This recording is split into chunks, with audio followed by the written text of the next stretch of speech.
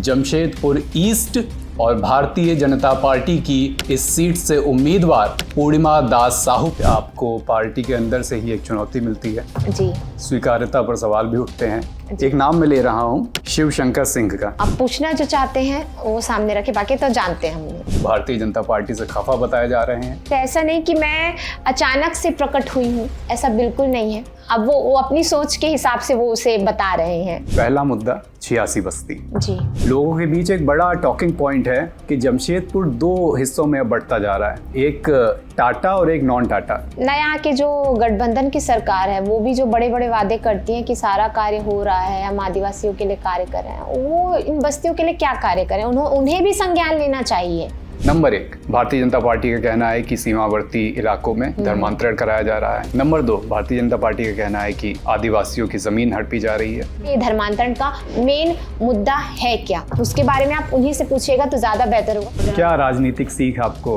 अपने सीनियर्स से मिली? देखिए, राजनीतिक सीख तो मुझे योगी आदित्यनाथ या अमित शाह से क्या बात हुई? उन्होंने कहा था नहीं, आप प्रत्याशी हैं, प्रत्याशी जैसा बिहेव कीजिए।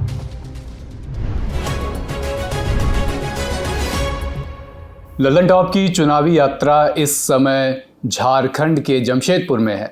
जमशेदपुर औद्योगिक नगरी है, तमाम सारे रंग इस शहर से जुड़े हुए हैं और साथ में जुड़ी हुई है एक महत्वपूर्ण विधानसभा seat Jamshedpur east. Jamshedpur east के तमाम मायनों में ये महत्वपूर्ण है। नंबर 1, क्योंकि यहाँ पर औद्योगिक रूप से ये महत्वपूर्ण सिटी है। टाटा यहाँ पर है, आप जानते ही हैं कि टाटा नगरी के रूप में कहा जाता है। Number 2, political significance.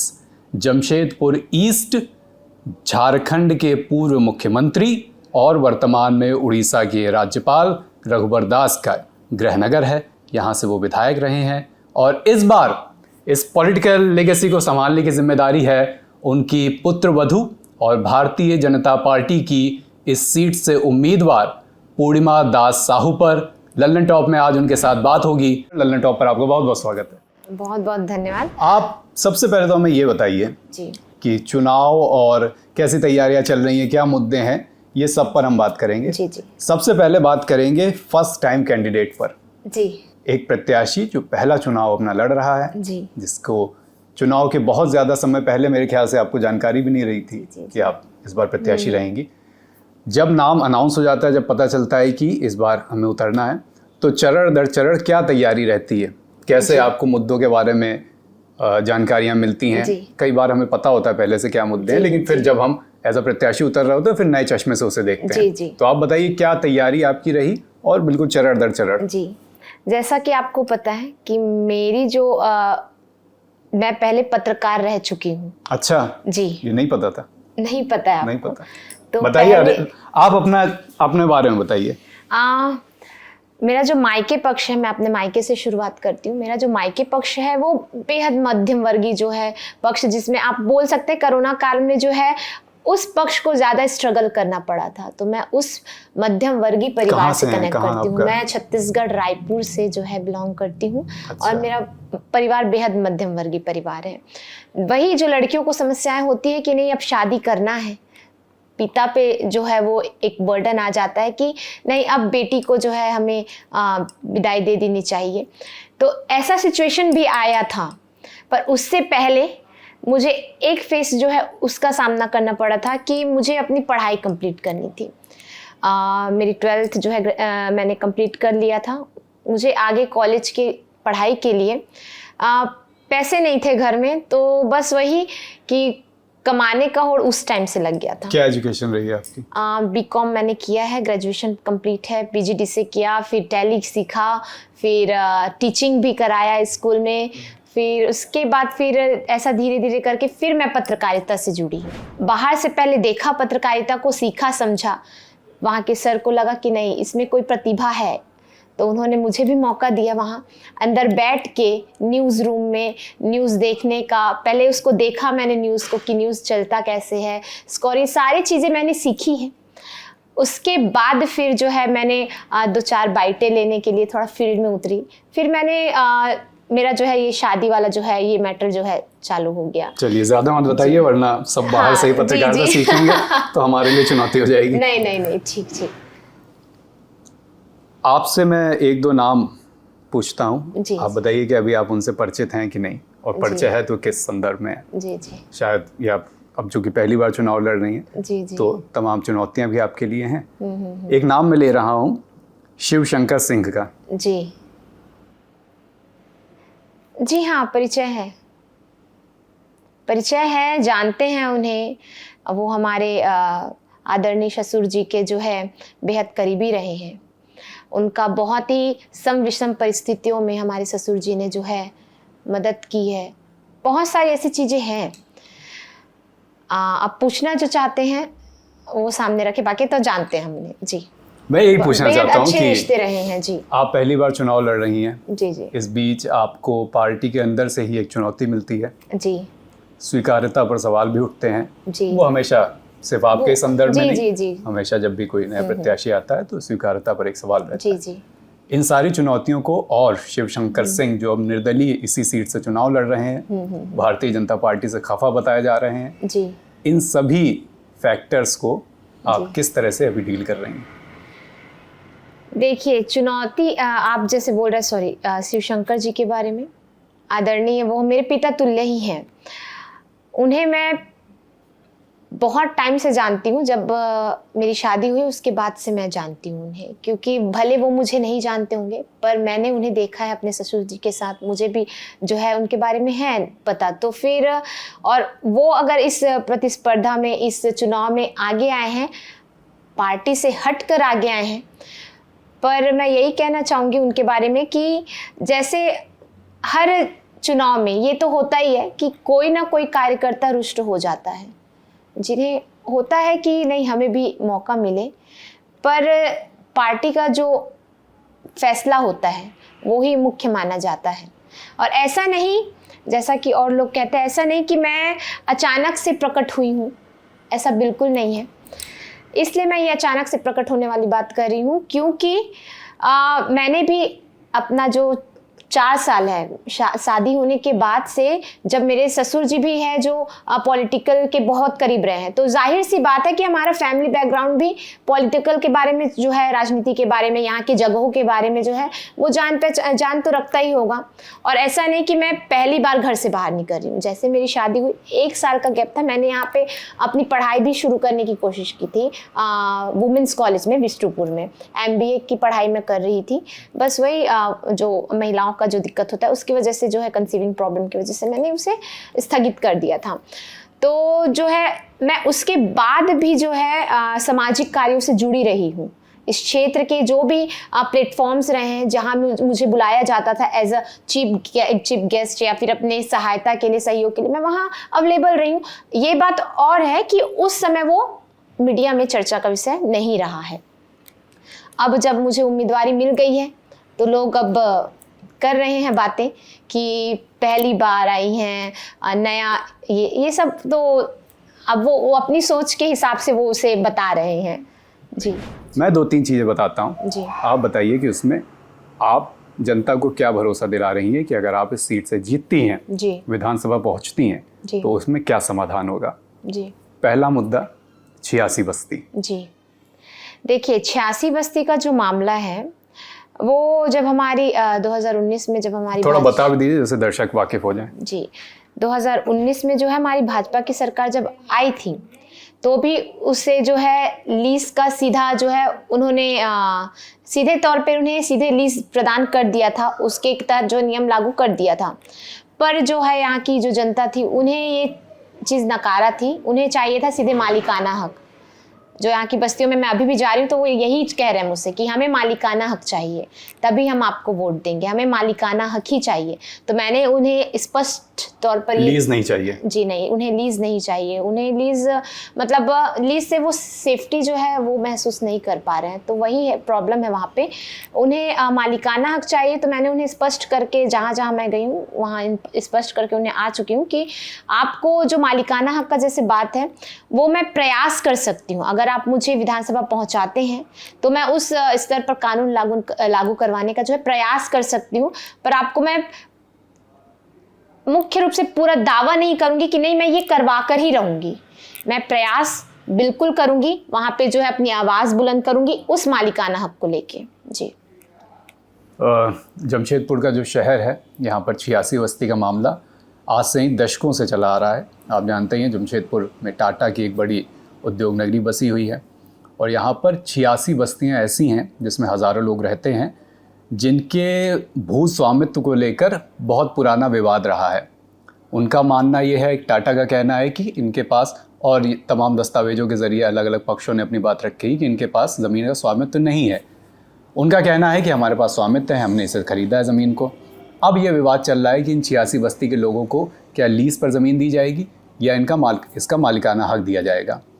जाहिर सी बात है, जो लोग वहाँ रह रहे हैं, जैसा कि अभी जिक्र भी हुआ कि वो मालिकाना हक चाहते हैं, और सामने वाला पक्ष लगातार ये बातें आ रही हैं कि लीज़ पर ज़मीन दी जाएगी।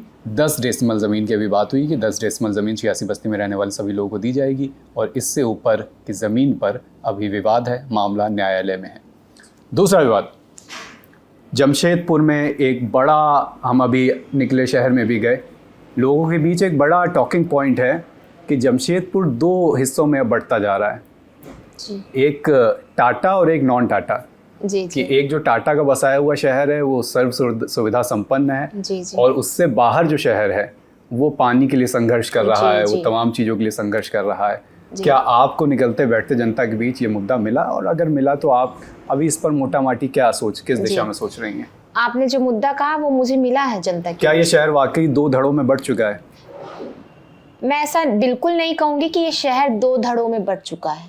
मैं ये कहना चाहूँगी कि हाँ, कुछ हमारी जो बस्तियाँ हैं वहाँ तक ये सुविधाएं उपलब्ध नहीं हो पा रही है, जैसे जल हो गई, स्वच्छ पेयजल की समस्या, बिजली, क्योंकि टाटा पानी की समस्या बहुत बड़ी है। मैं बहुत, क्षेत्र में निकला, मैं जहाँ जा रही और हूँ लोगों को ये शिकायत है कि टाटा के बसाए शहर में जो टाटा एरिया है यहाँ के लोकल भाषा में, वहाँ पर तो पानी वगैरह की इतनी समस्या नहीं है, लेकिन जो नॉन टाटा है वहाँ पे, नॉन टिस्को भी कई लोग बोलते हैं, वहाँ पे पानी की काफ़ी समस्या है। जी बिल्कुल। जो टिस्को वर्कर्स हैं उन्हें तो सारा कुछ अवेलेबल हो जाता है फ्री में, बिजली, पानी, सारी चीज़ उनको जो है वो मिल जाते हैं, सुविधाजनक होते हैं ये सभी प्राप्त करने के लिए। पर बस्तियां जो है वहाँ ये चीज़ें जो हैं बहुत, उसके लिए उन्हें स्ट्रगल करना पड़ता है, बहुत ज़्यादा उस चीज़ को से जूझना पड़ता है। तो वही चीज़ जब हमारे आदरणीय ससुर जी का जब समय था, उनका कार्यकाल था, ये चीज़ें उस समय कम हो चुकी थी। उन्हें सारी चीज़ें मिल रही थी, ज़मीनी स्तर से मिल रही थी, उन्हें पानी की सुविधा उपलब्ध हो रही थी, सड़क जो कच्चे थे वो पक्के हो रहे थे, वहाँ की सड़क, बिजली उन्हें प्राप्त हो रही थी। और ऐसा ही नहीं, मैं अभी कुष्ठ रोग आश्रम गई थी, तो उनकी जो है एक ही प्रॉब्लम है कि बिजली जो है वो अभी कुछ झुग्गियों में नहीं पहुँच पाई है, तो उन्हें वो बिजली चाहिए। तो मेरा यही प्रयास रहेगा कि जो उनकी जो मूल समस्याएं हैं, मूलभूत समस्याएं हैं, उन्हें मैं जो है अच्छे से जो है काम कर सकूं, उस पे काम कर सकूं। और मेरे ससुर जी के द्वारा जितनी भी योजनाएं, जितने भी कार्य हुए हैं उस समय, और अब जो कार्य हैं वो कम हो गए हैं। जैसे मैं आपको एक बात करती हूँ, ये बिरसा नगर में उन्होंने एक पुल बनाया है। बिरसा नगर में जो पुल बना है वो उन्होंने 5 साल पहले बनाया था, उनके कार्यकाल में, 2019 के पहले। जी 2019 के पहले। अब 2019 के आसपास ही बना है। तो जैसे उनका चुनावी दौर आया, उनकी सत्ता से जब वो हटे, तो वो पुल आधा ही बना हुआ था, उस समय आधा बना हुआ था। तो इसकी वजह से वो पुल को वहीं पे रोक दिया गया। ना यहाँ के जो गठबंधन की सरकार है, वो भी जो बड़े बड़े वादे करती है कि सारा कार्य हो रहा है, हम आदिवासियों के लिए कार्य कर रहे हैं, वो इन बस्तियों के लिए क्या कार्य करें, उन्हें भी संज्ञान लेना चाहिए। आपने जिक्र किया कि यहाँ पर आपका ऐसा कहना है कि तमाम विकास कार्य जब रघुवर दास जी यहाँ से विधायक थे तब कराए गए। मैं 2019 की थोड़ी बात करूँगा। 2019 में जब यहाँ पर भारतीय जनता पार्टी की सरकार को हार का सामना करना पड़ा झारखंड में, और रघुवर दास जी को भी अपनी सीट पर हार का सामना करना पड़ा, तो जो तमाम मुद्दे थे जिसकी वजह से ये हार हुई, उनमें से एक गिनाया गया था ट्राइबल समाज की नाराज़गी पूरे राज्य में। अब जब आप चुनाव लड़ रही हैं, तो जमशेदपुर की ही नहीं, हमने जमशेदपुर की तमाम बातें आपसे की, लेकिन राज्य के स्तर पर आप एज अ कैंडिडेट भी और भारतीय जनता पार्टी के एक वर्कर के तौर पर भी किस तरह देख रही हैं कि भारतीय जनता पार्टी क्या इस बार आदिवासियों की नाराज़गी को पिछली बार की तुलना में कम कर पाएगी इन मुद्दों के आधार पर जी। जो भारतीय जनता पार्टी हाल के समय में उठाती रही है। जी। नंबर 1, भारतीय जनता पार्टी का कहना है कि सीमावर्ती इलाकों में धर्मांतरण कराया जा रहा है। जी। नंबर 2, भारतीय जनता पार्टी का कहना है कि आदिवासियों की ज़मीन हड़पी जा रही है।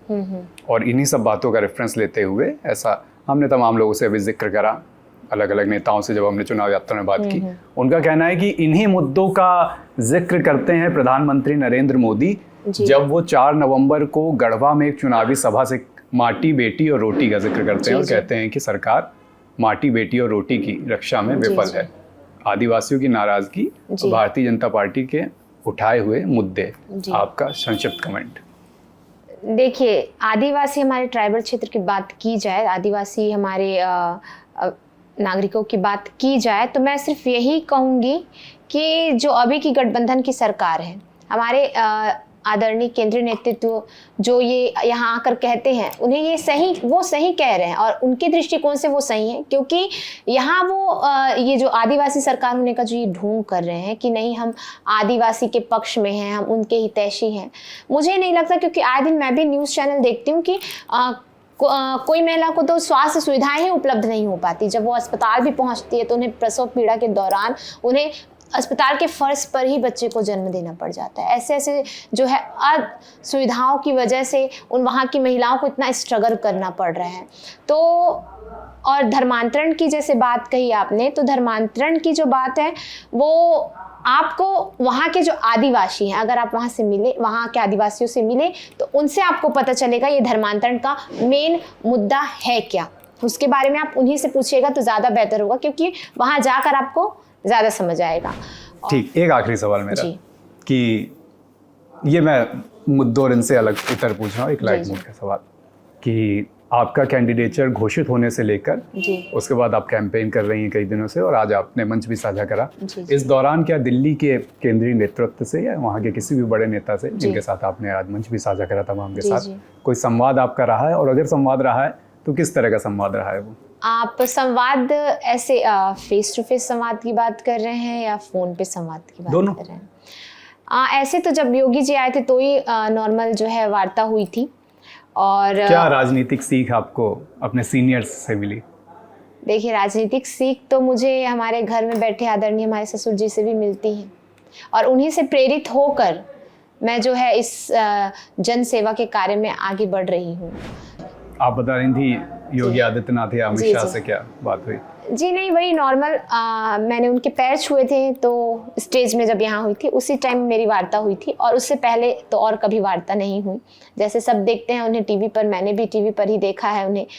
उस दिन योगी आदित्यनाथ जी जब इसके साथ मैंने मंच साझा किया था, बस उन्हें के चरण स्पर्श किए थे। उन्होंने कहा था नहीं आप प्रत्याशी हैं, प्रत्याशी जैसा बिहेव कीजिए। तो मैंने उन्हें कहा था कि प्रत्याशी तो मैं हूँ, पर उसके साथ साथ मुझे अपनी संस्कृति जो मुझे सिखाती है वो तो मैं करूँगी सर, मैंने यही कहा था। और अमित शाह जी से कोई संदेश फर्स्ट टाइम कैंडिडेट को? जी नहीं, उन्होंने सिर्फ मुझे शुभकामनाएं दी कि आगे के लिए तुमको बधाई, और ज़्यादा कुछ वार्ता नहीं हुई। चलिए ठीक है। ऑन दैट नोट, आप पहली बार चुनाव लड़ रही हैं। जी जी, उसके लिए आपको शुभकामनाएं जी। और लल्लन टॉप की चुनाव यात्रा जारी है, अलग अलग मुद्दों पर, स्थानीय मुद्दों पर भी और राज्य के स्तर पर भी जो मुद्दे चल रहे हैं उन पर लगातार हम बात करते रहेंगे, जो उम्मीदवार हैं उनसे भी और जो मतदाता हैं उनसे भी। मेरा नाम अभिषेक है, कैमरे के पीछे है विजय। देखते रहिए लल्लन टॉप की चुनाव यात्रा।